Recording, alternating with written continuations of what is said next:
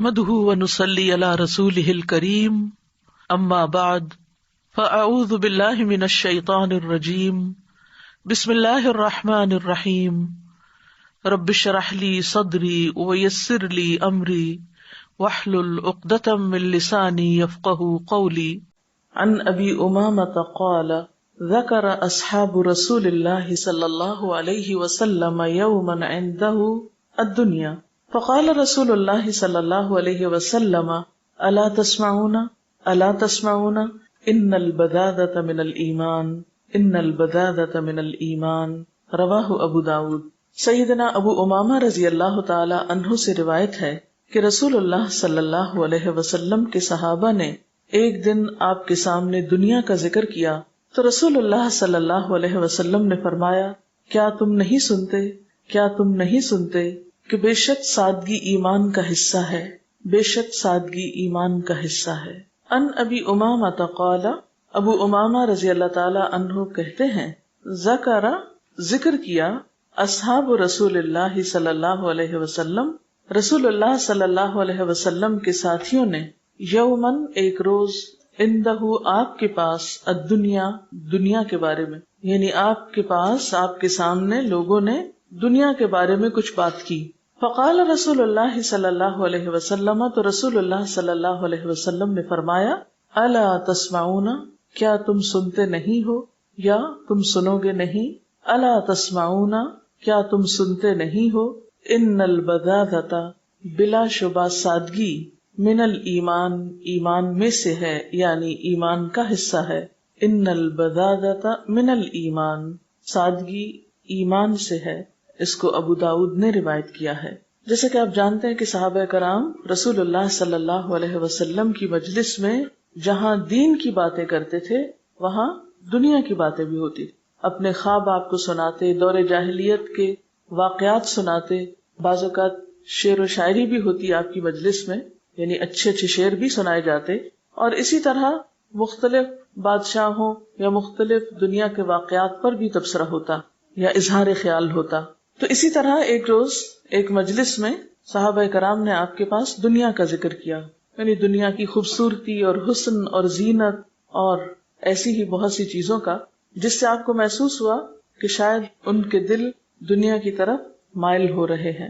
جیسا کہ ایک اور حدیث میں بھی آتا نا کہ دنیا میٹھی ہے، سرسبز ہے، یعنی دنیا کے اندر ایک خاص اٹریکشن ہے۔ جب انسان دنیا سے ایکسپوز ہوتا ہے، دنیا کی مختلف چیزیں دیکھتا ہے تو ان کی طرف کھنچتا چلا جاتا ہے اور اس سے دنیا کی محبت دل میں آنے لگتی۔ اور جیسا کہ آپ جانتے ہیں کہ حب الدنیا رأس کل خطیئۃ، دنیا کی محبت ہر خطا کی جڑ ہے، ہر غلطی اگر دیکھا جائے اس کا اصل نتیجہ معلوم کیا جائے تو وہ دنیا کی محبت ہوتی۔ تو آپ صلی اللہ علیہ وسلم نے صحابہ کرام کی تربیت کے لیے کیا فرمایا؟ فقال رسول اللہ صلی اللہ علیہ وسلم الا تسمعون الا تسمعون، 2 دفعہ سوالیہ انداز میں انہیں یہ کہہ کر متوجہ کیا کیا تم سنو گے نہیں، کیا تم سنتے نہیں ہو، یعنی غور سے سنو، اچھی طرح بات سنو۔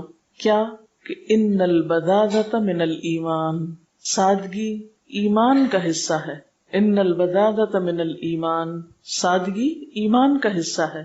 پھر آپ نے جہاں سوال 2 دفعہ دہرایا تھا، جواب بھی 2 دفعہ دہرایا، جیسا کہ آپ صلی اللہ علیہ وسلم کا طریقہ یہ تھا کہ آپ اہم باتوں کی تکرار کیا کرتے تھے 2 سے 3 بار، جو بات سمجھانا مقصود ہوتی تھی اس کو اچھی طرح دہرا کر فرماتے تھے تاکہ لوگوں کے ذہن میں بیٹھ جائے، دل میں اتر جائے اور بات یاد رہ جائے، ان کے عمل میں آ جائے۔ اب یہاں جس حقیقت کی طرف آپ نے اشارہ فرمایا وہ کیا تھی؟ ان البذاذۃ من الایمان، بذاذت یعنی سادگی ایمان کا حصہ ہے۔ سادگی کو ہم انگریزی میں کیا کہتے ہیں؟ سمپلسٹی۔ سمپلسٹی کو اگر آپ ڈکشنری میں دیکھیں تو معنی ہے extremely easy to do, extremely easy to do, یعنی ایسا طریقہ کہ جو آسانی سے کیا جا سکے، کسی بھی کام میں یا کسی بھی چیز کا آسان ترین پہلو۔ اب ہم دیکھتے ہیں کہ رسول اللہ صلی اللہ علیہ وسلم کے طریقہ کار میں جب آپ کو 2 چیزوں میں سے ایک کا انتخاب کرنا ہوتا تو مشکل کا انتخاب نہیں کرتے تھے، آسان چیز کا انتخاب کرتے تھے، جو کرنے میں آسان ہو۔ ہاں آسان ضرور ہو لیکن دین کی کسی حد کو پامال نہ کرتا ہو وہ طریقہ۔ تو بنیادی طور پر جب آپ نے یہ فرمایا کہ سادگی ایمان کا حصہ ہے تو اس کا معنی کیا ہے کہ یہ سادگی اسلام کے سارے طریقوں کے اندر، مثلا بچے کی پیدائش کے موقع پر آپ دیکھیں کہ اس میں جو بھی سیریمنی ہوتی ہے، جو خوشی منانے کا جو طریقہ ہے، اس کے اندر سے لے کر پھر عبادات پہ آپ آئیں، نماز کے وقت ڈریس اپ ہونا، حالانکہ کہا گیا کہ خذوا زینتکم عند کل مسجد، لیکن اس زینت کے اندر پھر سادگی ہے۔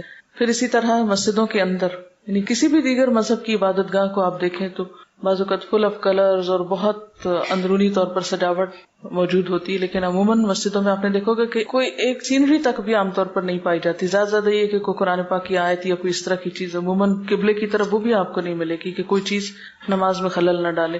پھر اسی طرح حج کا جو لباس ہے، احرام کا لباس آپ دیکھیں کس قدر سادہ ہوتا ہے۔ پھر اسی طرح روزے میں افطار کا جو حکم ہے، اس میں بھی آپ صلی اللہ علیہ وسلم کا طریقہ جو تھا اور جس چیز کو انکریج کیا گیا، اور پھر عبادت کا تسلسل ایسا کہ افطار کے کچھ دیر کے بعد جب تراویح شروع ہوتی ہے تو آٹومیٹیکلی آپ کو ایک سادہ غذا چاہیے تاکہ آپ مزید پھر جم کے عبادت کر سکیں۔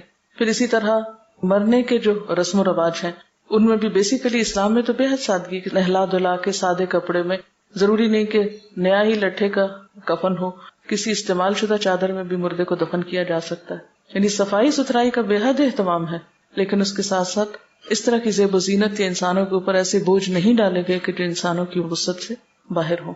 حتیٰ کہ حکومت کے جو طور طریقے رہے خلفائے راشدین کے اندر آپ دیکھیے کہ کس قدر سادگی تھی۔ امیر المومنین بکریوں کا دودھ بھی دو دیتے تھے اور عام انسانوں کی طرح لوگوں کے بیچ میں گل مل کر عام انسانوں جیسے کام کر رہے ہوتے تھے، یعنی کبھی بھی انہوں نے اپنے لیے کوئی ایسا خاص اہتمام نہیں کیا کہ جو انہیں دوسروں سے بہت ممیز کر دے۔ تو یہی سادگی جو ایمان کا حصہ ہے، یہ زندگی کے انفرادی اور اجتماعی مقامات پر ایک امتیازی شان بھی پیدا کرتی ہے اسلام کی۔ ان البذاذۃ من الایمان، بذاذہ کا لفظ جو ہے بے دال دال پہننے کے لیے بھی استعمال ہوتا ہے، یعنی انسان کا لائف سٹائل مراد ہے، اس کے طور طریقے، اس کا لباس، اس کی غذا، اس کا رہن سہن، یعنی دنیا میں جو رہنے کا اس کا طریقہ ہے، ان سب چیزوں میں سادگی یعنی آسانی کا پہلو مد نظر رکھنا چاہیے۔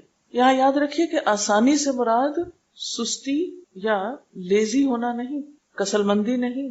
آسانی اس لیے کہ مشکل کام کر نہیں سکتے تو گھٹیا درجے کا کام کر لیا جائے کہ آسان ہے، اور جو اچھا کام ہے وہ مشکل ہے تو اس لیے اس کو چھوڑ دیا جائے، یہ معنی نہیں ہے اس کا۔ اس کا معنی یہ ہے کہ انسان اپنی زندگی میں جب کوئی کام کرنے لگے، مثلا لباس ہی کا معاملہ ہے، تو ایسا لباس نہ پہنے کہ جسے پہن کر اس کی عبادات میں رکاوٹ آئے۔ مثلا آپ ایسا لباس پہنے ہو جو بہت تنگ ہے، بہت ٹائٹ ہے، تو آپ رکوع اور سجدہ کیسے کریں گے؟ مثلا جینز میں بہت سے لوگ پوچھتے ہیں جینز پہننا منع؟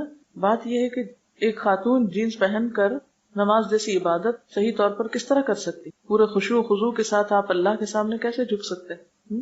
شادی بیاہ کے موقع پر زیادہ خوبصورتی کس چیز میں سمجھی جاتی ہے؟ زیادہ بھاری لباس پہنے۔ تو بھاری لباس پہننا کوئی خوبصورتی کی علامت نہیں ہے، اس کے برعکس ایسا لباس جو پہننے میں سہولت ہو، خوبصورت بھی نظر آئے، کیونکہ حدیث میں آتا ہے ان اللہ جمیل یحب الجمال، تو جمال کے بھی یا خوبصورتی کے بھی وہ طریقے اختیار کیے جائیں کہ جو آسان ہو، جن کو پہن کر انسان اپنی ذمہ داریاں صحیح طور پر ادا کر سکے۔ بعض اوقات ایسا ہوتا ہے کہ شادی میں خواتین ایسا لباس پہن لیتی ہیں کہ اگر چھوٹا دودھ پیتا بچہ ہے تو اس کو دودھ تک نہیں پلائیں گی، بچے کو اٹھا نہیں سکیں گی کہ نرم و نازک بچے کو اٹھا کر وہ کپڑا اس طرح چبھے گا یا لباس اس طرح اس کے لیے اذیت ناک ہوگا کہ کئی گھنٹے میں نے اپنی آنکھوں سے دیکھا ہے کہ مائیں شادی کے دن اپنے بچوں کو قریب نہیں پٹکنے دیتی، اپنی گود نہیں اٹھا سکتی، کیونکہ وہ شادی اٹینڈ کر رہی ہیں اور اس میں انہیں اپنے بناؤ سنگھار کو سب کے سامنے ایکسپوز کرنا ہے، لہٰذا وہ بچے کو کیا کرے۔ میں سوچی تھی کہ اس لباس نے ایک ایسا بیریئر ماں اور بچے کے درمیان قائم کر دیا کہ ماں بچے کو اٹھا کر گود نہیں لے سکتی، پیار نہیں کر سکتی، اس کو دودھ نہیں پلا سکتی، اس کو شفقت اور محبت نہیں دے سکتی، صرف اس لیے کہ وہ اتنی خود غرض ہوگی کہ اس کو اس وقت صرف خود خوبصورت نظر آنا ہی اس کے نزدیک اہم ترین کام ہے۔ تو کوئی بھی ایسا لباس جو ہمارے بنیادی فرائض کے ادائیگی میں رکاوٹ ڈال دے وہ ایمان کے تقاضوں کے خلاف ہے، رہا اس میں دکھاوا اور شہرت کی طلب اور اسراف، وہ سب چیزیں الگ ہیں، کیونکہ وہ ایک الگ فرد جرم ہے کہ جو شخص دکھاوے کا یا شہرت کا لباس پہنے گا اللہ اس کو ذلت کا لباس پہنائے گا۔ جو لباس پہن کر فخر اور غرور اور تکبر کرے وہ بھی اللہ تعالیٰ کی نگاہ میں ناپسندیدہ ہے۔ خوبصورتی سے منع نہیں کیا گیا، لیکن ایک خوبصورتی ہے تکلف میں اور ایک خوبصورتی ہے سمپلسٹی میں، تو یہ جو سمپلسٹی ہے وہ خوبصورتی کے منافی نہیں ہے. تو ان البزازۃ من الایمان، یہ ایمان کا حصہ ہے. جیسے نماز پڑھیں گے نہیں تو ایمان کہاں سے مکمل ہوگا؟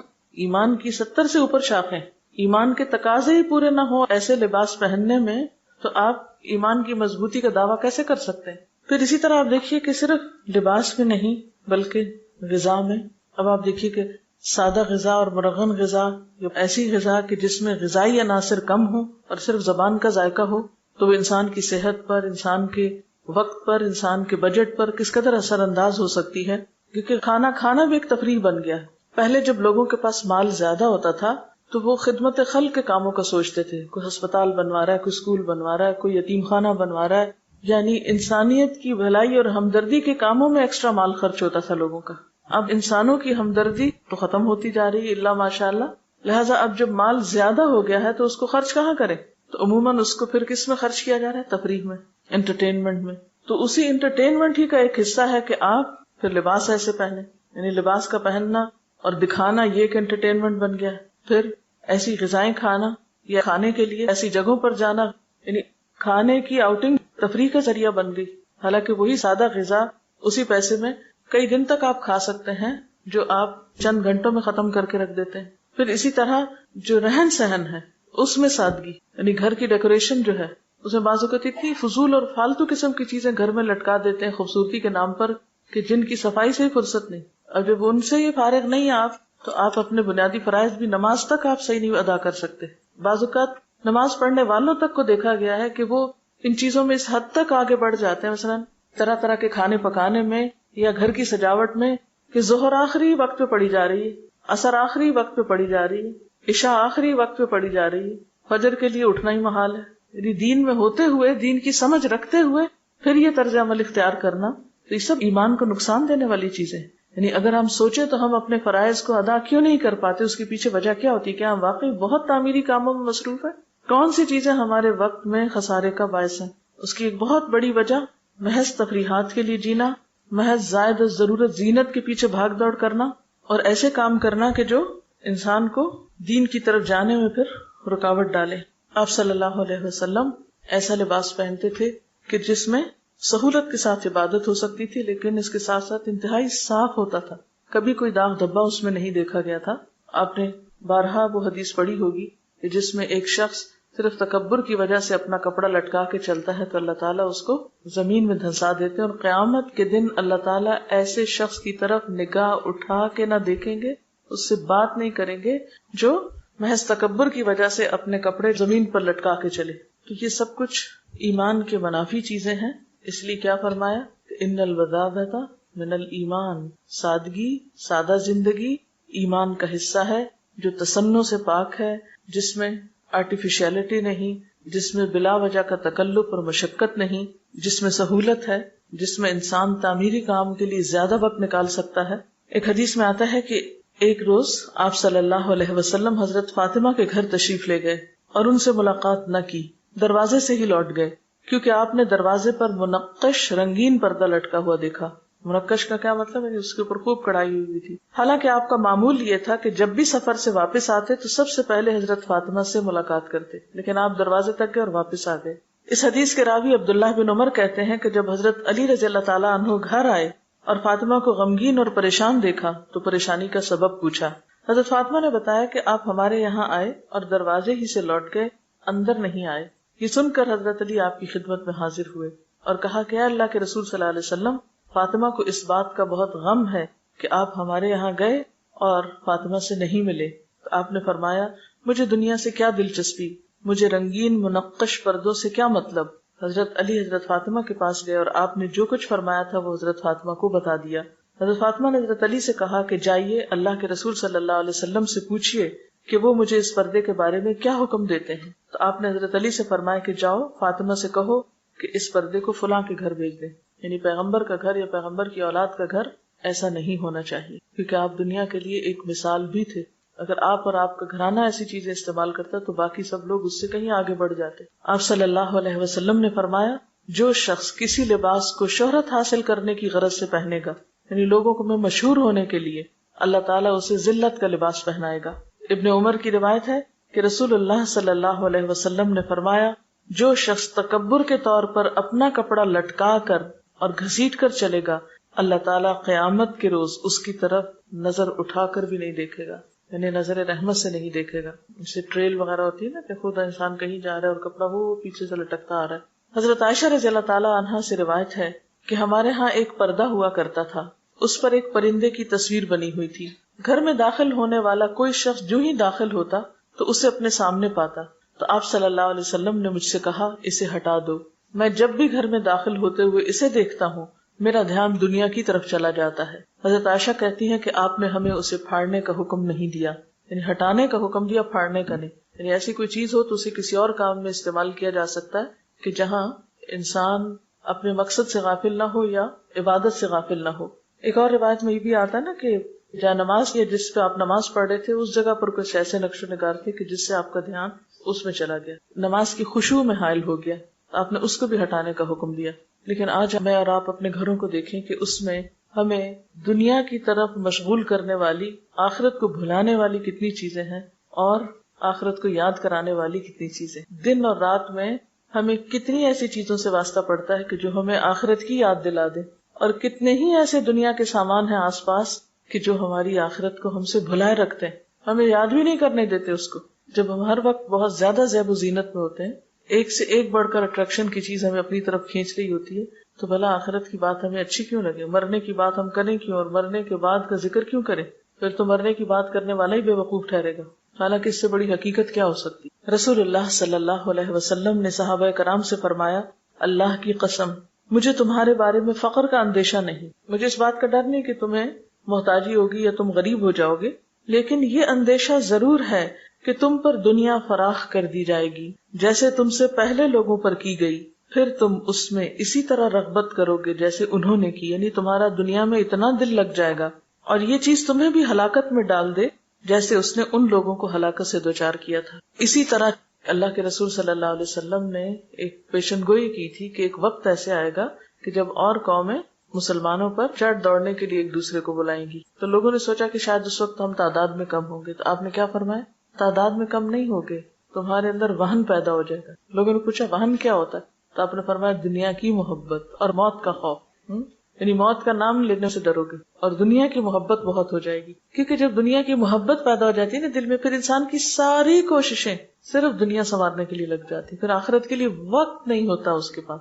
ہم میں سے بہت سے لوگ کہتے ہیں میری مصروفیات اتنی ہیں کہ میرے پاس وقت نہیں ہے. وہ کس چیز میں لگ رہا ہے وقت؟ کبھی سوچا؟ تو عموماً زائد از ضرورت، زینت اور دنیا کی پرفیکشن حاصل کرنے کے لیے وقت لگتا ہے. تو جب امت مسلمہ جس کی بنیادی ذمہ داری کچھ اور تھی، وہ اس ذمہ داری کو چھوڑ کر سارا وقت صرف دنیا سنوارنے بنانے میں لگ جائے تو پھر ظاہر ہے کہ وہ کمزور پڑ جائے گی اور دوسروں کو موقع مل جائے گا کہ وہ اس پر جیسے چاہیں حملہ آور ہوں.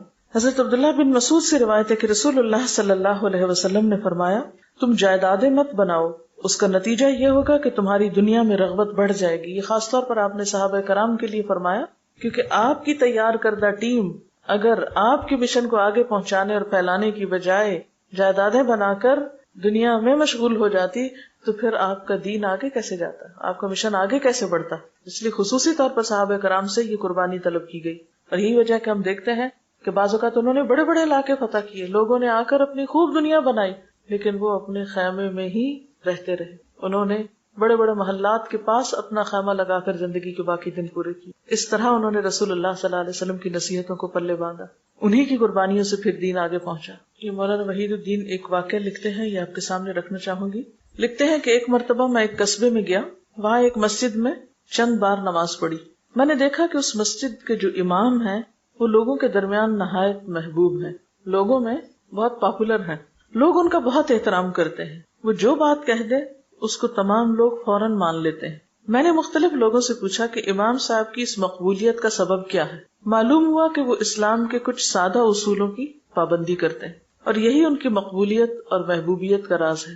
امام صاحب کا معمول تھا کہ وہ اذان سنتے ہی اپنے گھر سے نکل پڑتے تھے. مؤذن کے آخری کلمات کے ساتھ وہ مسجد میں داخل ہو جاتے. یہ گویا خدا کی پکار پر فی الفور دوڑ پڑنا ہے، اور جس آدمی کا یہ حال ہو کہ وہ خدا کی پکار پر فوراً دوڑ پڑے تو لوگ بھی اس کی طرف دوڑنے پر مجبور ہو جاتے ہیں. جو خدا کی پکار پر فوراً دوڑ پڑے تو لوگ بھی پھر اس کی طرف دوڑ پڑتے ہیں. اسی طرح امام صاحب کی عادت تھی کہ وہ ہمیشہ سلام میں پہل کرتے تھے. بہت ہی کم ایسا ہوتا تھا کہ کوئی شخص سلام کرنے میں ان پہ سبقت لے جائے، ان سے آگے بڑھے.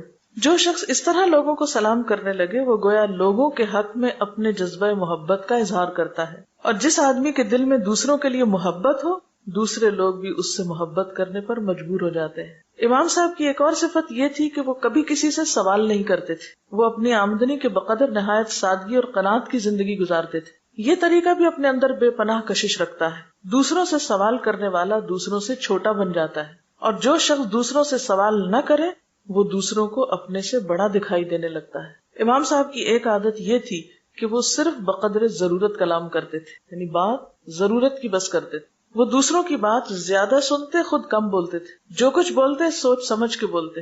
یہ بھی ایک نفسیاتی حقیقت ہے کہ کم بولنا آدمی کو باوزن بنا دیتا ہے. کم بولنا انسان کو باوزن بنا دیتا ہے، اور زیادہ بولنا انسان کو ہلکا کر دیتا ہے. یعنی بہت باتونی ہونا کوئی اچھی صفت نہیں. یہ اصول سب کے سب نہایت سادہ اصول ہیں، بظاہر بہت معمولی ہیں، مگر جس انسان کے اندر پیدا ہو جائیں اس کو وہ غیر معمولی انسان بنا دیتے ہیں. تو اس سے ایک اور پہلو سامنے آتا ہے کہ سادگی کا تعلق صرف کھانے کپڑے سے ہی نہیں بلکہ عادات سے بھی ہے. اور سادہ عادات کیا ہے کہ انسان کے اندر کسی قسم کا تکبر، کمپلیکس نہ ہو، اپنی بڑائی کا احساس نہ ہو. حالانکہ وہ امام تھے مسجد کے، لیکن ان کے سارے کام کیا ظاہر کرتے ہیں کہ جیسے میں تم سے بڑا نہیں ہوں. سلام کرنے میں پہل، دوسروں کو بولنے کا موقع دینا، سادہ زندگی گزارنا، رہن سہن میں بھی سادہ ہونا، اور سب سے بڑی بات یہ کہ اللہ کی پکار پر دوڑ پڑنا. اور یہ بہت بڑا راز ہے. جو خود اللہ کی پکار پہ دوڑتا نہیں ہے پھر وہ دوسروں کو کیسے کہہ سکتا کہ تم اللہ کی طرف دوڑو، اور اس کی بات میں وزن کتنا ہوگا. تو ہم اگر واقعی چاہتے ہیں کہ لوگوں کی اصلاح ہو تو سب سے پہلے کس چیز کی ضرورت ہے؟ اپنی اصلاح کی ضرورت ہے ہمیں. اسی طرح ایک اور حدیث ہے، ان ابی مالک بن نضلة قال كنت جالسا عند رسول الله صلی اللہ علیہ وسلم یعنی فرآنی رث الثياب فقال الک مال؟ قلت نعم یا رسول اللہ من كل المال. قال فإذا آتاك الله مالا فليرى أثره عليك رواہ النسائی. سیدنا مالک بن نضلہ رضی اللہ تعالی عنہ سے روایت ہے، میں رسول اللہ صلی اللہ علیہ وسلم کے پاس بیٹھا تھا اور آپ صلی اللہ علیہ وسلم نے میرے پھٹے ہوئے کپڑے دیکھے تو فرمایا کیا تیرے پاس مال ہے؟ میں نے کہا اے اللہ کے رسول صلی اللہ علیہ وسلم ہر قسم کا مال موجود ہے. آپ صلی اللہ علیہ وسلم نے فرمایا جب اللہ نے تجھ کو مال دیا ہے تو اس کا اثر تیرے اوپر نظر آنا چاہیے. اسے نسائی نے روایت کیا ہے. یہی حدیث مشکات کی روایت میں مزید وضاحت کے ساتھ آتی ہے. حضرت ابو الاحوص کے والد اپنا ایک واقعہ بیان کرتے ہیں تو اس روایت میں آتا ہے کہ ایک بار میں نبی صلی اللہ علیہ وسلم کی خدمت میں حاضر ہوا. اس وقت میرے جسم پر نہایت ہی گھٹیا اور معمولی کپڑے تھے. آپ نے پوچھا کیا تمہارے پاس مال و دولت ہے؟ میں نے کہا جی ہاں. دریافت فرمایا کس طرح کا مال ہے؟ میں نے کہا خدا نے مجھے ہر طرح کا مال دے رکھا ہے، اونٹ بھی ہیں، گائیں بھی ہیں، بکریاں بھی ہیں، گھوڑے بھی ہیں، غلام بھی ہیں. آپ نے فرمایا کہ جب خدا نے تمہیں مال و دولت سے نواز رکھا ہے تو اس کے فضل اور احسان کا اثر تمہارے جسم پر ظاہر ہونا چاہیے. اثر کا لفظی معنی کیا ہوتا ہے؟ نشان، علامت. تو اس سے کیا پتہ چلتا ہے؟ جیسا کہ قرآن پاک کی ایک آیت میں بھی آتا ہے وَأَمَّا بِنِعْمَةِ رَبِّكَ فَحَدِّثْ، جہاں تک تمہارے رب کی نعمت کا تعلق ہے فحدث، تو اس کو بیان کرو. تحدیث نعمت شکر نعمت میں آتا ہے، اور تحدیث نعمت کیا ہے؟ نعمت کا ذکر کرنا. اور ذکر کرنا صرف زبان سے نہیں، انسان کے جسم پر اور انسان کے رہن سہن میں اس نعمت کا اثر نظر آنا چاہیے. سادگی سے مراد گھٹیا لباس پہننا نہیں، میلا کچیلا پہننا نہیں، بدحالی کا ظاہر کرنا نہیں، بلکہ اس کے برعکس صاف ستھرا اور آرام دہ لباس پہننا بھی ہے. سورۃ الاعراف میں اللہ تعالیٰ خاص طور پر نماز کے وقت، عبادت کے وقت زینت اختیار کرنے کا حکم دیتے ہیں. خذوا زینتکم عند کل مسجد، ہر مسجد کے پاس یعنی ہر نماز کے وقت، عبادت کے وقت کیا کرو؟ اپنی زینت اختیار کرو. اور زینت سے مراد یہاں صاف ستھرا اچھا لباس ہے. لیکن عام طور پر ہم کیا کرتے ہیں کہ نماز تو میلے کچیلے کپڑوں میں ہی پڑھ لیتے ہیں، اور جب پڑھ کر فارغ ہوتے ہیں تو پھر اچھے کپڑے پہن لیتے ہیں. تو عند کل مسجد سے مراد یہ بھی ہے کہ جو اجتماعی عبادات ہوتی، جیسے خاص طور پر جمعے کے دن صاف ستھرا لباس پہننا اور غسل کرنا، خوشبو لگانا اور ایک اہتمام کرنا، اس لیے بھی ضروری ہے کہ اس دن مسلمان اکٹھے ہو کر نماز جمعہ پڑھتے ہیں. تو جن عبادات میں، جن کاموں میں لوگ اکٹھے ہوں، وہاں صفائی ستھرائی کا اہتمام اور بھی ضروری ہے. اکٹھے ہو کر لباس کی نمائش تو مقصود نہیں، لیکن ایسا انداز ضرور کہ جو اپنے لیے بھی اور دوسروں کے لیے بھی ایک خوشکن منظر پیش کرتا ہو، نہ کہ انسان مصنوعی طور پر غریب، فقیر یا بدحال نظر آئے، جس سے اپنے اندر بھی ایک مصنوعی قسم کی عاجزی لائی جائے اور دوسروں کی نظر میں بھی ایک ایسا امپریشن دیا جائے کہ جو اسلام میں مطلوب نہیں. انسان کو وہی نظر آنا چاہیے جو وہ ہے. یعنی اگر مالدار ہے تو مالدار نظر آنا چاہیے، اور اگر وہ مالدار نہیں تو جھوٹا امیر بھی نظر نہیں آنا چاہیے. یعنی دکھاوے کا لباس اور شہرت کا لباس جو ہے وہ بھی ناپسندیدہ ہے. پھر اسی طرح ہم دیکھتے ہیں قرآن پاک میں اللہ تعالیٰ فرماتے ہیں کلوا واشربوا ولا تسرفوا، کھاؤ پیو لیکن اسراف نہ کرو. اسی طرح حدیث میں آتا ہے لا ينظر اللہ الی من جر ثوبہ خیلا، اللہ تعالیٰ ایسے شخص کی طرف نظر اٹھا کے بھی نہیں دیکھتا کہ جو اپنا کپڑا تکبر کی وجہ سے لٹکا کے چلے، یعنی زمین پہ کھینچے. جس سے کیا پتہ چلتا ہے کہ اسلام میں نعمتوں کا استعمال منع نہیں ہے. اصل چیز جو منع ہے وہ دنیا کی محبت اور لالچ اور طمع ہے. یعنی اچھی چیزوں کا یا اچھے رہن سہن کا انتخاب کرنے میں حرج نہیں، لیکن ایسی چیزوں کے پیچھے دوڑنا اور صرف انہی چیزوں کے خواب دیکھنا اور اسی کو زندگی کی منزل اور تمنا بنا لینا، یہ درست نہیں. حدیث میں آتا ہے لیس الغنى عن کثرت العرض ولکن الغنى غنى النفس، کہ غنا جو ہے، تونگری جو ہے، وہ کثرت سامان میں نہیں ہوتی کہ کسی کے پاس بہت کچھ ساز و سامان ہے تو اس کا دل بھی غنی ہوگا. ولکن الغنى غنى النفس، اصل غنا جو ہے وہ دل کی غنا ہے کہ دل کے اندر چیزوں کی محبت نہ ہو، دنیا کی محبت نہ ہو. اس کی مثال سمندر پر چلتی ہوئی کشتی کی ہے کہ اگر انسان اس کشتی کے اندر بیٹھا ہے اور وہ کشتی چل رہی ہے تو انسان کے لیے فائدہ مند ہے، اور اگر پانی کشتی کے اندر بھرنا شروع ہو جائے تو وہی انسان کے لیے ہلاکت کا سبب ہے. دنیا سمندر کی طرح ہے جس سے انسان فائدہ اٹھاتا ہے. یعنی مال کو اللہ تعالیٰ نے زندگی گزارنے کا ذریعہ بنایا ہے.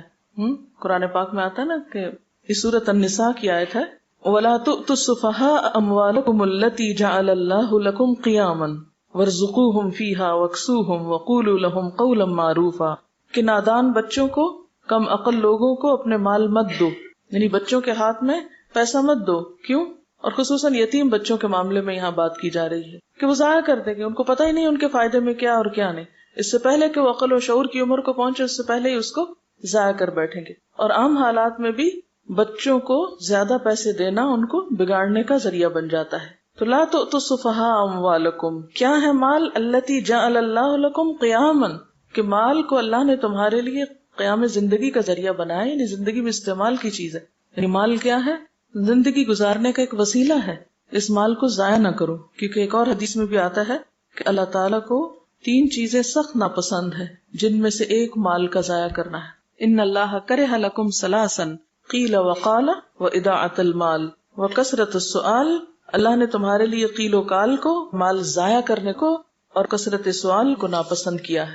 تو مال کی مثال سمندر کے پانی کی طرح ہے. جب تک کشتی اس کے اوپر چلتی ہے وہ انسان کے لیے بڑا ہی فائدہ مند ہے، اس کی بہت سی مشکلات آسان ہو جاتی ہیں، سفر کی مشقت کم ہو جاتی. لیکن اگر وہی پانی کشتی کے اندر آ جائے تو انسان کو ڈبونے اور ہلاک کرنے کا ذریعہ بن جاتا ہے.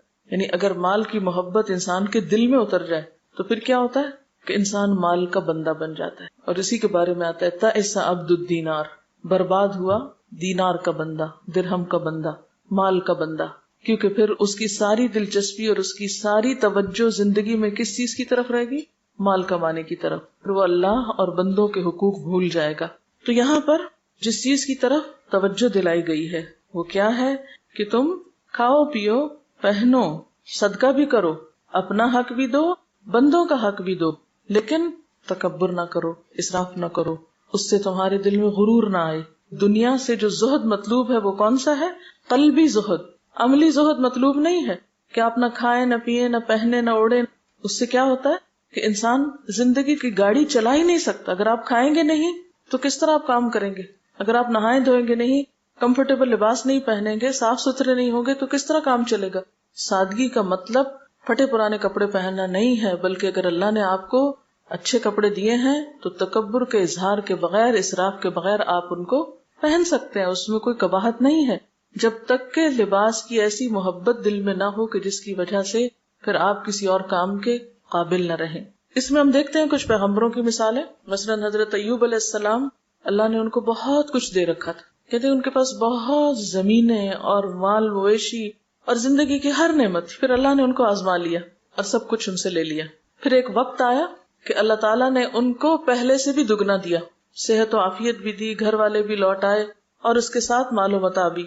بخاری کی ایک روایت ہے، حضرت ابو ہریرہ فرماتے ہیں کہ رسول اللہ صلی اللہ علیہ وسلم نے فرمایا، بین ایوب یغتسل عریانا فخر علیہ جراد من ذہب۔ حضرت ایوب علیہ السلام غسل کر رہے تھے بے لباس ہو کر کہ ان کے اوپر سونے کے پتنگے گرنے لگے، یعنی سونا پتنگوں کی شکل میں، اگر ایک سالڈ راک کی شکل میں گرتا تو وہ تو پھر چوٹ لگتی نا اس سے، تو بالکل جیسے پتنگے ہوتے ہیں اس طرح گرنے لگا۔ فجعل ایوب یحتفی فی ثوبہ، تو ایوب علیہ السلام نے ان پتنگوں کو اپنے کپڑے میں سمیٹنا شروع کر دیا۔ فناداہ ربہ، تو اللہ تعالیٰ نے ان کو پکارا، یا ایوب، اے ایوب، الم اکن اغنیتک اما ترا، کیا میں نے تجھے ان ساری چیزوں سے غنی نہیں کر دیا تھا؟ یعنی تیرے دل میں تو ان میں سے کسی چیز کی بھی حاجت نہیں تھی اور نہ ہی محبت، تو پھر بھی تو مال کیوں سمیٹ رہا ہے؟ یعنی تیرے دل میں تو مال کی محبت ہی، مال اکٹھا کیوں کر رہا ہے؟ قال بلا وعزتک، کہنے لگے جی ہاں قسم ہے تیری عزت کی، ولکن لا غنا بی عن برکتک، میں تیری برکت سے بے نیاز نہیں ہو سکتا، یعنی جو نعمت تو مجھے دے اس سے میں بے نیاز نہیں ہو سکتا، کہ یہ نعمت تیری طرف سے آ رہی۔ یہ کتنی خوبصورت بات ہے کہ مجھے اس مال کی محبت نہیں، اور اللہ کو بھی معلوم ہے کہ ایوب اس مال کی محبت میں گرفتار نہیں، کیونکہ آپ کو معلوم ہے جب ان سے سب کچھ لے لیا گیا تھا تو اس وقت وہ کہتے ہیں کہ اب تو میں تیری عبادت میں اور بھی زیادہ یکسوئی اختیار کر سکتا ہوں، کیونکہ پہلے میرے اور تیرے درمیان یہ سب کچھ حائل تھا، اور اگر ابلیس کو پتا چل جائے تو وہ جل بھن جائے کہ میں اس آزمائش میں بھی کتنی زیادہ خوشی کے ساتھ اپنے رب کی عبادت کر رہا ہوں۔ تو کسی بھی نعمت کا ملنا اللہ کی ایک رحمت ہوتی ہے، اس سے بے نیازی نہیں اختیار کرنی چاہیے۔ یہ نہیں کہنا چاہیے کہ نہیں مجھے تو ضرورت نہیں، پھینک دو اس کو، اٹھا لو اس کو، نہیں۔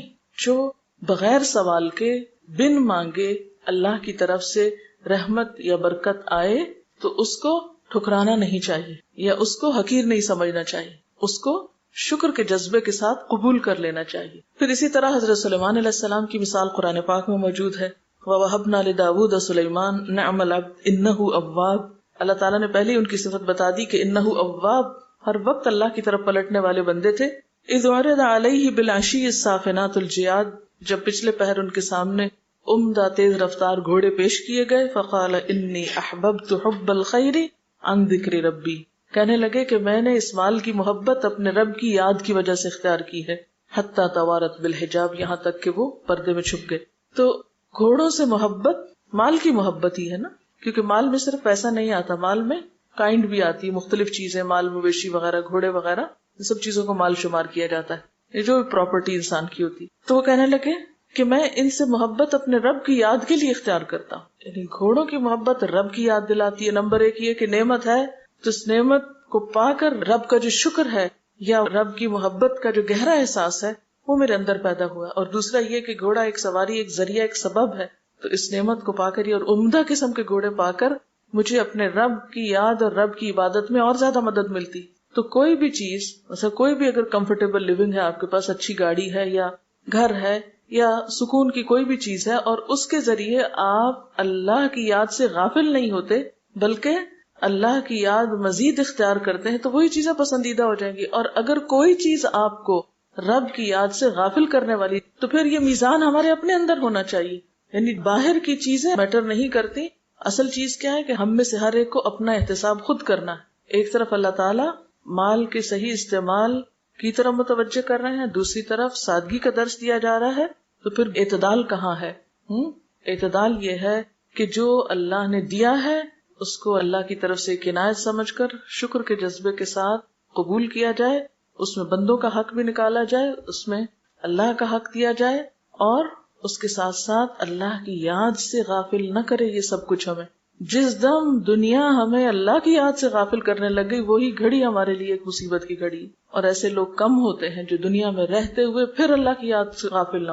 اب دیکھیں اپنے آپ کو ہم ٹیسٹ کیسے کر سکتے ہیں، مثلاً کہ جب کوئی چیز نہیں ہوتی تو ہم اللہ کو کتنا یاد کرتے ہیں، اور جب کوئی چیز مل جاتی ہے تو ہم اللہ کو کتنا یاد کرتے ہیں۔ اگر ان دونوں حالتوں میں فرق نہ ہو تو آپ کو دنیا کچھ بھی نہیں کہہ رہی، اور اگر فرق ہے یعنی کوئی بھی چیز چاہیے آپ کو تو اس وقت آپ اللہ کو کیسے پکارتے ہیں، اور جب کوئی چیز مل جاتی ہے پھر کتنا یاد رکھتے ہیں، پھر آپ اس کی یاد کے لیے، اس کی عبادت کے لیے، اس کی نماز کے لیے، اس کی کتاب کے لیے، اس کے دین کی خدمت کے لیے پھر آپ کے پاس کتنا وقت رہتا ہے، اور کیا لگن اور کیا تڑپ اور کیا جذبہ باقی رہتا ہے. یہ ہے اصل ٹیسٹ.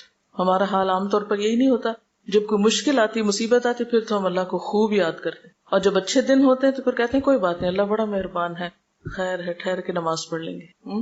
تو کوئی نعمت جائے یا آئے، لیکن ہماری جو اطاعت رب میں استقامت ہے اس میں فرق نہ آئے. یہ نہ ہو کہ کوئی نعمت ملے تو ہم کہیں اللہ آپ تو بہت اچھے اور میں آپ کی خوب عبادت کروں، اور جب کوئی نعمت چلی جائے تو ہم کہیں کہ مجھے کیا ملا عبادت سے، میں تو چھوڑ رہی ہوں اس راستے کو. یہ نہیں ہونا چاہیے. رسول اللہ صلی اللہ علیہ وسلم نے فرمایا، ترمذی کی روایت ہے، ان اللہ یحب ان یرا اثر نعمته علی عبده. اللہ تعالیٰ اس بات کو پسند فرماتا ہے کہ وہ اپنے بندے پر اپنی نعمت کا اثر دیکھے. ایک حدیث میں آتا ہے، ان اللہ جمیل یحب الجمال. اللہ خوبصورت ہے، خوبصورتی کو پسند کرتا ہے. اللہ تعالیٰ کو پسند ہے کہ بندے کو کوئی نعمت ملی ہے اور بندہ اس کو استعمال کرے. مثلاً اگر آپ کسی کو کچھ دیتے ہیں، کوئی تحفہ دیتے ہیں آپ کسی کو، اور وہ شخص اس تحفے کو استعمال کر لیتا ہے تو آپ کو کیسا لگتا ہے؟ خوشی ہوتی ہے نا، اچھا لگتا ہے نا کہ اس نے میرے تحفے کی قدر کی اور اس کو استعمال کر لیا. اور اگر وہ اس کو پھینک دے یا اس کی ناقدری کرے یا اس کو ضائع کر دے تو ایسے میں آپ لازماً یہ محسوس کریں گے کہ اس نے قدردانی نہیں کی، اس نے اس کی ناقدری کی ہے. حضرت عمر نے ایک دفعہ ایک گھوڑا فی سبیل اللہ دیا. جس شخص کے پاس وہ گھوڑا گیا اس نے اس کا بالکل خیال نہیں رکھا. وہ بہت پریشان ہوئے، کہنے لگے یا رسول اللہ صلی اللہ علیہ وسلم آپ مجھے اجازت دیں تو میں وہ گھوڑا واپس خرید لوں، کیونکہ جس شخص کے پاس گیا اس نے تو اس کا حال خراب کر دیا، یعنی اس کا خیال ہی نہیں رکھا. تو آپ نے فرمایا کہ نہیں، ہدیہ دے کر پھر واپس نہیں لے سکتے. تو آپ صلی اللہ علیہ وسلم نے اس بات کو ناپسند فرمایا کہ کوئی شخص ہدیہ دے کر پھر اس کو واپس لوٹائے.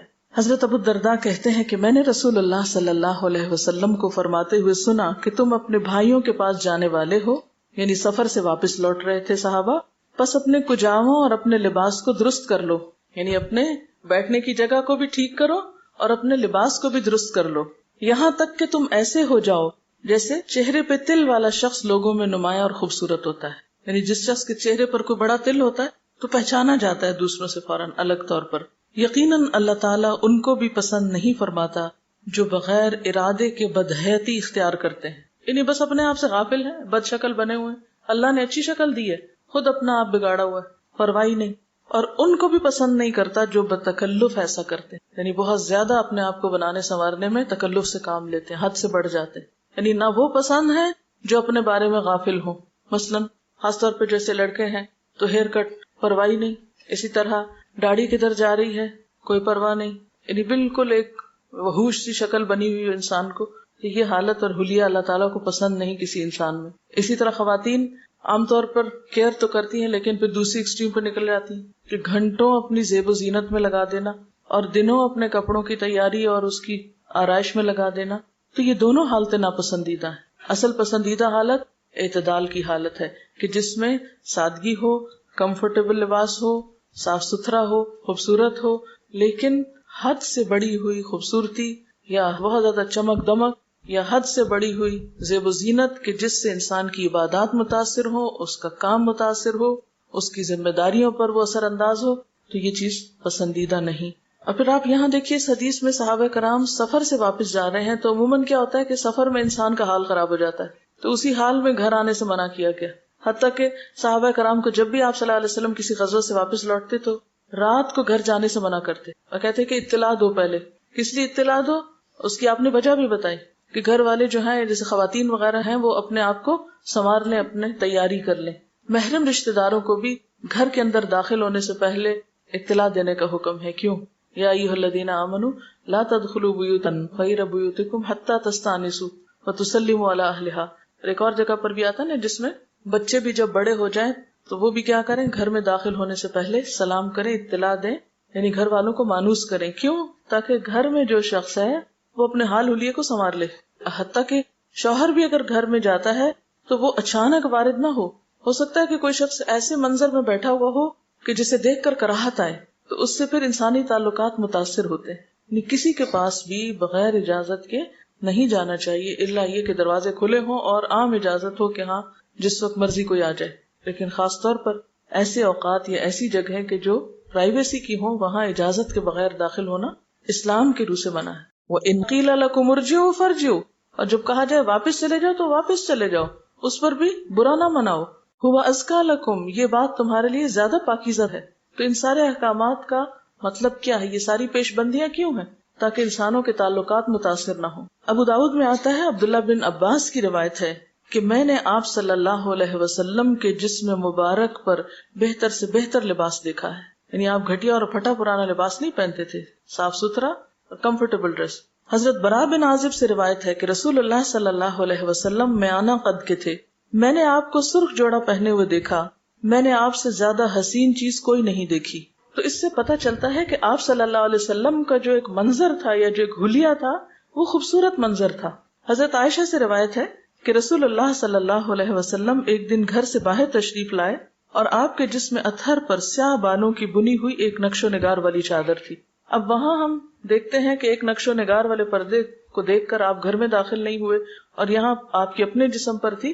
تو اصل ممانعت نقش و نگار کی نہیں کہ نقش و نگار ہونا نہیں چاہیے یا کڑھائی ہونی نہیں چاہیے. اصل ممانعت کس چیز کی ہے؟ ہاں، حد سے بڑے ہوئے نقش و نگار اور حد سے بڑی ہوئی زیب و زینت جو انسان کو اپنے اندر مگن کر لے.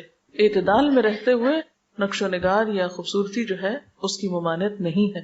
حضرت انس فرماتے ہیں کہ آپ صلی اللہ علیہ وسلم کو یمنی منقش چادر کپڑوں میں زیادہ پسندیدہ تھی. یعنی جو آپ چادر اوڑھتے تھے تو اس پہ نقش ہوتے تھے اور وہ یمنی چادریں جن میں عموماً دھاریاں بھی بنی ہوتی تھی وہ پسند تھیں آپ کو.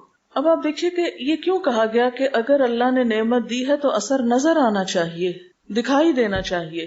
اس کے پیچھے کیا فلسفہ ہے؟ بنیادی طور پر شکر کا جذبہ. کیونکہ جب انسان ایک ناپسندیدہ حالت میں ہوتا ہے تو وہ ایک طرح سے چغلی کھا رہا ہوتا ہے. کس کی؟ اپنے دینے والے کی. مثلاً اگر کسی شخص کے پاس ہے کچھ اور اس کے بچے پھٹے پرانے کپڑوں میں، وہ بچے تو بچے ہیں، وہ تو معصوم ہے، ان کا تو کوئی قصور نہیں، لیکن الزام کس پہ آتا ہے؟ ماں باپ پہ آتا ہے. اسی طرح اللہ نے تو ایک چیز دی اور اس نے لے کر سب بخل کر کے اندر بند کر دی، اسے استعمال ہی نہیں کیا. تو ایسا شخص کیا کر رہا ہے؟ عمل سے رب کا شکوہ کر رہا ہے کہ گویا اس کے پاس ہے کچھ نہیں، حالانکہ ہے. یہاں ایک واقعہ بیان کرنا چاہوں گی کہ آپ صلی اللہ علیہ وسلم کے دور میں ایک گھرانے کا فاقے سے برا حال تھا. ایک دن شوہر بیوی سے کہتا ہے کہ رسول اللہ صلی اللہ علیہ وسلم کے پاس جو بھی کوئی ضرورت مند جاتا ہے خالی ہاتھ نہیں آتا. ہم بھی چل کے آپ کو اپنا ماجرا سناتے ہیں، اپنا حال بتاتے ہیں، اگر آپ کے پاس کچھ ہوا تو آپ ہمیں بھی عطا فرمائیں گے. لیکن عورت کہنے لگی، تم چاہتے ہو کہ خدا کا شکوہ رسول کے پاس جا کے کرو؟ تو شوہر اپنے ارادے سے باز آ جاتے ہیں. یعنی اگر اللہ نے ہمیں نہیں دیا تو جا کے تم ان سے مانگو گے، یہ بتاؤ گے کہ اللہ نے ہمیں نہیں دیا. یعنی آپ دیکھیے کہ ایک بصیرت کی انتہا ہے کہ بعض اوقات جب انسان کے پاس نہ ہو تو رونا دھونا نہ کرتا رہے. بعض تو اچھے بھلے لوگوں کا حال یہ ہوتا ہے کہ ہوتے ہوئے بھی رونا دھونا کرتے رہتے ہیں، یہ نہیں ہے، یہ نہیں ہے، یہ نہیں. وہ شاید اس لیے کرتے ہیں کہ کوئی اور کچھ مانگنا بیٹھے. عموماً رشتے داروں میں آپس میں جو گفتگو ہوتی ہے تو اس میں جس کے پاس نہیں ہے وہ بھی روتا ہے، جس کے پاس ہوتا ہے وہ بھی رو رہا ہوتا ہے. تو یہ ایک ناپسندیدہ رویہ ہے. جو کچھ ہے اس کا اثر نظر آئے، اس پر شکر گزاری ہو، اور وہ جسے کہتے ہیں نا سفید پوشی، کہ انسان اپنے رویے اور اپنی گفتگو سے بھی ایسی باتیں نہ ظاہر کرے کہ جس سے رب کا شکوہ ٹپکتا ہو یا شکایت نظر آتی ہو وہ چیز. پھر آپ دیکھیے کہ اصل چیز جو منع کی گئی ہے وہ کیا ہے؟ تفاخر، تکاثر. یہ دو چیزیں ناپسندیدہ ہیں. تفاخر اور تکاثر کیا چیز ہے؟ کہ انسان کے پاس ہو اور دوسروں کے اوپر بڑائی جتانے لگے یا مقابلے پر کثرت حاصل کرے. تکاثر باب تفاعل سے، اس کے پاس اتنا ہے میں بھی لے لوں. اس میں آپ کے اپنے اندر کی کوئی سوچ نہیں، آپ محض اندھا دھند دوسروں کی نکالی کریں. اس کے پاس اتنا تو میرے پاس، اس کی ایسی گاڑی تو میری بھی گاڑی ایسی نہیں، اس کا گھر ایسا تو میرا اس سے بڑھ کے ہونا چاہیے، اس کا ایسا لباس ہے تو میرا اس سے بھی اچھا نہیں. یہ تکاثر. قرآن پاک میں آتا ہے اعلموا انما الحیات الدنیا لعب ولہو وزینۃ وتفاخر بینکم وتکاثر فی الاموال والاولاد کمثل غیث اعجب الکفار نباتہ ثم یہیج فتراہ مصفرا ثم یکون حطاما وفی الآخرۃ عذاب شدید ومغفرۃ من اللہ ورضوان وما الحیات الدنیا الا متاع الغرور. یہ ہے اصل سبق جس کو بھولنا نہیں. ورنہ دنیا کی زندگی کی حقیقت کیا ہے؟ اس کے سوا کچھ نہیں کہ کھیل اور دل لگی اور ظاہری ٹیپ ٹاپ اور تمہارا آپس میں ایک دوسرے پہ فخر جتانا. یہ ہے ناپسندیدہ چیز. اور مال و اولاد میں ایک دوسرے سے بڑھ جانے کی کوشش کرنا. یعنی آپ اپنے طور پر کچھ بھی حاصل کریں، کچھ بھی بنائیں، لیکن اگر آپ دوسروں کے مقابلے میں لگے اور کمپٹیشن میں یہ سب کچھ حاصل کر رہے ہیں تو یہ بھی ناپسندیدہ ہے. اس کی مثال ایسی ہے جیسے ایک بارش ہوئی تو اس سے پیدا ہونے والی نباتات کو دیکھ کر کاشتکار خوش ہو گئے، پھر وہی کھیتی پک جاتی ہے، تم دیکھتے ہو کہ وہ زرد ہو گئی، پھر وہ بس بن کے رہ جاتی ہے۔ اس کے برعکس آخرت وہ جگہ ہے جہاں سخت عذاب ہے اور اللہ کی مغفرت اور اس کی خوشنودی ہے۔ دنیا کی زندگی دھوکے کے سامان کے سوا کچھ بھی نہیں، یعنی انسان کے پاس جتنا بھی ہو وہ بھولے نہیں، تکبر نہ کرے، اپنے آپ کو بڑی چیز نہ سمجھے، کیونکہ یہ سب کچھ بہت جلد ہمارے ہاتھوں سے چلا جانے والا ہے، سب یہیں رہ جائے گا اور ہم آگے پہنچ جائیں گے۔ اور پھر خاص طور پر یہ جو فرمایا گیا کہ اگر مال ہے تو نظر آنا چاہیے، اس کے پیچھے ایک اور وجہ اور حکمت یہ بھی ہے کہ انسان بخل سے پرہیز کرے، بخیل نہ ہو۔ مال کے ختم ہونے کے ڈر سے بھی بعض اوقات انسان اظہار نعمت کے لیے مال استعمال نہیں کرتا۔ یاد رکھیے کہ الذین یبخلون ویأمرون الناس بالبخل ویکتمون ما آتاہم اللہ من فضلہ وَأَعْتَدْنَا لِلْكَافِرِينَ عَذَابًا مُهِينًا۔ کیا معنی ہے؟ وہ لوگ جو بخل کرتے ہیں، لوگوں کو بھی بخل کرنے کے لیے کہتے ہیں، اور جو کچھ اللہ نے اپنے فضل سے انہیں دیا اسے چھپا کے رکھتے ہیں، یعنی وہ نظر نہیں آنے دیتے، چھپاتے ہیں۔ ایسے کافر نعمت لوگوں کے لیے ہم نے رسوا کن عذاب مہیا کر رکھا ہے۔ عموماً یہ ہوتا ہے کہ جب یہ توازن بگڑتا ہے نا کہ جن چیزوں پر اور جن جگہوں پہ خرچ کرنا چاہیے وہاں انسان نہیں کرتا اور غیر ضروری چیزوں پر خرچ کرنے لگتا ہے، تو پھر قوم کی ترقی رک جاتی۔ جب تعلیم پہ خرچ نہیں ہوگا، تحقیق پہ خرچ نہیں ہوگا، اجتماعی فلاحی ادارے بنانے میں خرچ نہیں ہوگا، اور انڈیویجول صرف اپنی ذات تک ہی محدود رہیں گے، تو اس سے پھر کیا ہوگا کہ بحیثیت قوم کے وہ آگے نہیں بڑھ سکیں۔ اب دیکھیے کہ دنیا میں یہ سلوگن بہت عام ہوتا جا رہا ہے نا، انوائرمنٹ فرینڈلی ہونا، اور اس کے لیے سادگی ہی کا درس دیا جاتا ہے، اور جب تک آپ سادہ زندگی نہیں گزارتے آپ انوائرمنٹ فرینڈلی ہو ہی نہیں سکتے یا ایکو فرینڈلی نہیں ہو سکتے۔ یہ مولانا وحید الدین لکھتے ہیں، مومن وہ ہے جو خدا کو پالے، خدا کو پانے والا انسان فطری طور پر اعلیٰ حقیقتوں میں جینے لگتا ہے، وہ ظاہری چیزوں سے اوپر اٹھ کر مانوی دنیا میں اپنے لیے دلچسپی کا سامان پیدا کرتا ہے، یعنی اس کی دلچسپیاں ظاہری چیزوں سے نہیں ہوتی بلکہ اس سے اوپر اٹھ کر ان چیزوں کے پیچھے جو روح ہوتی ہے وہ اس کو اٹریکٹ کرتی ہے اور اس میں وہ دلچسپی لیتا ہے۔ ایسا انسان عین اپنے مزاج کے مطابق سادگی پسند انسان بن جاتا ہے۔ اس کا نظریہ یہ ہوتا ہے کہ سادہ زندگی گزارو، البتہ اپنی سوچ کو اونچا رکھو۔ جو آدمی مانوی حقیقتوں کا ذوق آشنا ہو جائے اس کے لیے ظاہری اور مادی چیزوں میں کوئی لذت باقی نہیں رہتی۔ ایسے آدمی کو سادگی میں لذت ملنے لگتی ہے، بناوٹی تکلفات اس کی نظر میں اپنی کشش کھو دیتے ہیں، اس کی روح کو فطری چیزوں میں سکون ملتا ہے۔ غیر فطری اور مصنوعی رونقیں اس کو ایسے محسوس ہونے لگتی ہیں جیسے کہ وہ اس کی اندرونی دنیا کو بکھیر رہی ہیں، جیسے کہ وہ اس کے روحانی سفر میں ایک رکاوٹ ڈال رہی ہیں۔ سادگی مومن کی طاقت ہے، وہ مومن کی مددگار ہے۔ سادگی کا طریقہ اختیار کر کے مومن اس قابل ہو جاتا ہے کہ وہ اپنے وقت کو غیر متعلق چیزوں میں ضائع نہ کرے، وہ اپنی توجہ کو غیر ضروری چیزوں میں الجھانے سے بچائے، اور اس طرح اپنے آپ کو کامل طور پر صرف اپنے مقصد اعلیٰ کے حصول میں لگا سکے۔ سادگی مومن کی غذا ہے، سادگی اس کی تواضع کے لیے ایک لباس بن جاتی ہے، سادگی کے ماحول میں اس کی شخصیت زیادہ بہتر طور پر پرورش پاتی ہے۔ سادگی مومن کا حسن ہے، سادگی مومن کے لیے زندگی ہے۔ مومن اگر اپنے آپ کو مصنوعی رونقوں میں پائے تو اس کو ایسا محسوس ہوگا جیسے اس کو کسی قید خانے میں بند کر دیا گیا۔ مومن آخری حد تک اپنے آپ کو خدا کا بندہ سمجھتا ہے، یہ چیز اس کو ابدیت کے احساس میں جینے والا بناتی ہے، اور جو انسان ابدیت کے احساس میں جی رہا ہو اس کا مزاج لازمی طور پر سادگی کا مزاج ہوتا ہے۔ غیر سادگی کا انداز اس کے مزاج سے مطابقت نہیں رکھتا، اس لیے وہ اس کو اختیار بھی نہیں کر سکتا۔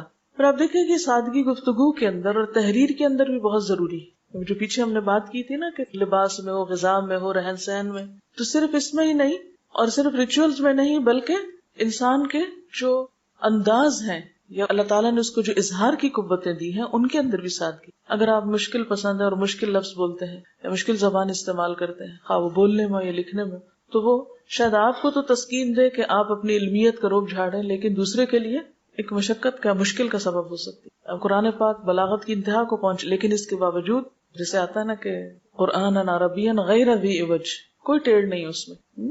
اور پھر یاد رکھیے کہ سادگی کا معنی گھٹیا، بیکار اور گندا، پھٹا پرانا یہ نہیں ہے۔ اچھا، مال کے بارے میں ایک اور تھوڑی سی آپ کو سنانا چاہوں گی۔ مال زندگی کی ضرورت ہے، مال زندگی کا مقصد نہیں۔ مال کو اگر اس لیے حاصل کیا جائے کہ اس سے زندگی کی ضروری حاجتیں پوری ہوں تو مال انسان کے لیے بہترین مددگار ہے، لیکن مال کو اگر زندگی کا مقصد بنا لیا جائے اور بس زیادہ سے زیادہ کمانے ہی کو آدمی اپنا سب سے بڑا کام سمجھ لے تو ایسا مال ایک مصیبت ہے. وہ آدمی کو دنیا میں بھی تباہ کرے گا اور آخرت میں بھی. انسان کو دنیا میں ایک مدت تک جینا ہے. اس کے لیے اس کو کچھ مادی سامان درکار ہے جو اس کے لیے جینے کا سہارا بن سکے. یہ سامان مال کے ذریعے حاصل ہوتا ہے. اس لیے کمائی کر کے مال حاصل کرنا ہر آدمی کے لیے ضروری ہے. اس اعتبار سے مال ہر انسان کے لیے ایک قیمتی مددگار کی حیثیت رکھتا ہے. مگر انسانی زندگی کا دوسرا پہلو یہ ہے کہ اس کو علم حاصل کرنا ہے، اس کو روحانی ترقی کے لیے کوشش کرنا ہے، اس کو انسانیت کی تعمیر اور ترقی میں اپنا مثبت حصہ ادا کرنا ہے، اس کو اپنے آپ کو اس طرح بنانا ہے کہ اپنے سماج میں وہ ایک مفید جز بن سکے. یہی وہ چیز ہے جس کو مقصد زندگی کہا جاتا ہے. مقصد زندگی کیا ہے؟ کہ انسانیت کی تعمیر اور ترقی میں انسان اپنا حصہ لگائے اور نہ صرف یہ کہ دنیا کا بندہ بنے بلکہ آخرت کے لیے کوشش کرے.